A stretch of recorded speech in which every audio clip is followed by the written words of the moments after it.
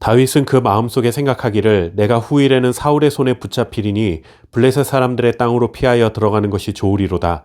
사울이 이스라엘 온 영토 내에서 다시 나를 찾다가 단념하리니 내가 그의 손에서 벗어나리라 하고, 다윗이 일어나 함께 있는 사람 600명과 더불어 가드 왕 마옥의 아들 아기스에게로 건너가니라. 아멘. 다윗은 그동안 사울을 죽일 수 있는 두 번의 기회가 있었지만 그는 여호와의 기름 부음 받은 자를 해하지 않겠다는 믿음의 선택을 했습니다. 이렇게 하나님께서 기뻐하실 선택을 했던 다윗이 오늘 말씀 속에서는 전혀 다른 선택을 하게 됩니다. 1절 말씀을 보시면 이렇게 시작합니다. 다윗이 그 마음에 생각하기를. 이 말은 굉장히 중요합니다. 왜냐하면 지금까지 다윗은 이렇게 깊이 고민해야 할 때 늘 하나님의 뜻을 의식하며 선택했습니다. 그런데 이번에는 다릅니다. 다윗은 자기 마음속 계산으로 결론에 이르고 있습니다. 다윗이 깊은 고민에 빠지게 된 것은 사울 때문이었습니다. 두 번이나 사울을 살려주었지만 사울의 마음이 언제 바뀌어서 다시 위협을 가할지 모르는 상황이었습니다. 다윗은 광야 생활의 끝이 보이지 않았습니다.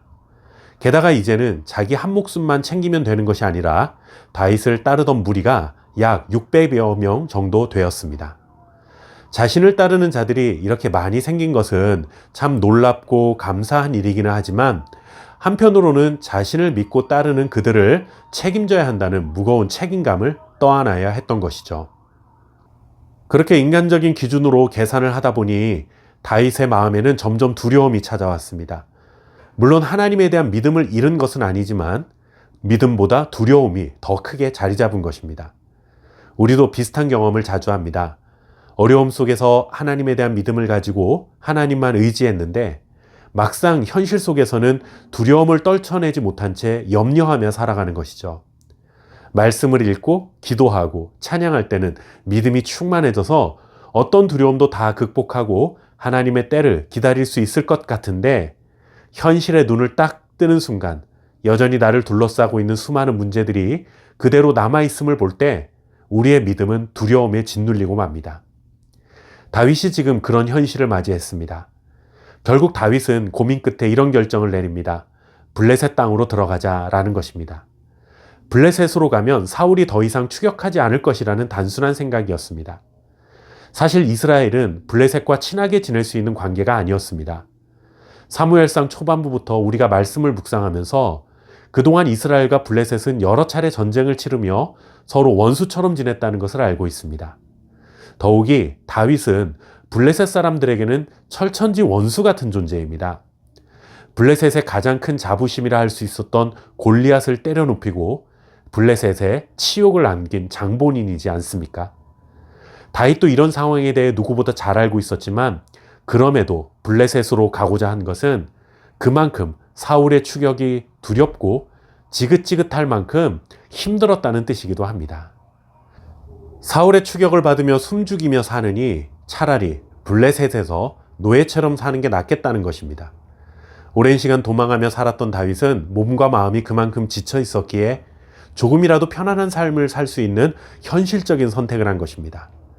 다윗의 생각처럼 블레셋으로 가자 광야에서 도망자로 살던 때보다는 조금 안정적인 삶을 누리게 됩니다. 하지만 지금 다윗이 누리는 안정은 하나님의 품 안에서 누리는 안정이 아니라 하나님의 품을 떠나서 누리는 안정이었습니다. 사람의 생각과 정치적인 판단으로 얻은 잠깐의 안정이라는 사실을 잊어서는 안 됩니다. 그동안 괴롭혔던 문제가 해결된 것 같고 이제는 숨죽여 도망 다닐 필요는 없어졌지만 하나님과의 관계는 그만큼 멀어진 것입니다. 우리도 이와 비슷한 선택을 하는 순간들이 있습니다.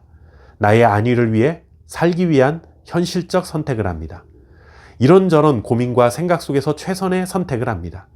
그래서 안정을 얻는 경우가 있습니다. 그 순간 참 잘한 선택이다 라는 생각을 할 수 있지만 기억해야 할 것은 과연 그 선택이 하나님도 기뻐하실 선택인가 하는 것입니다.